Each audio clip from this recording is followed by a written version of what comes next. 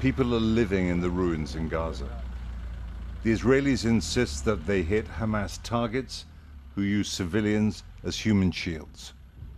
America said it had sent Israel another reminder that Hamas are legitimate military targets and civilians are not. In Gaza, the UN fears civil order is breaking down. Its food warehouses in the south were looted. The desperation comes from Israel's siege, which the UN says violates the laws of war because it's a collective punishment of civilians. Thousands of people ransack the warehouses. Israel says there's no food shortage in Gaza. He's saying we have no flour, no water, not even toilets. Our houses were destroyed. No one cares about us. We appeal to the people of the world. The big powers are against us. We need aid. We wouldn't have done this if we weren't in need. We need fresh water. We need food. We are starving. This is totally unfair. Our children can't sleep.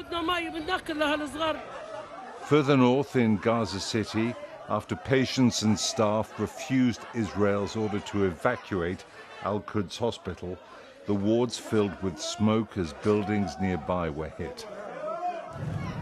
Only a few miles away in Sderot, the closest Israeli town to Gaza, a sense of grim determination has replaced the panic of the first few days after the Hamas attacks. Eyal Hashbi, Sderot's head of security, said his nephew and some of his team were killed by Hamas. A visiting general, Nimrod Aloni, was greeted like a man back from the dead. On the 7th of October, Hamas made the false claim that they'd captured Aloni and taken him into Gaza. Hashbi said they were all still trying to process the horror of what happened. The security chief took me on a tour of Sderot's defenses. Hamas, he said, had hit them hard. The equation had to change, and if Palestinian civilians suffered, it was not Israel's fault.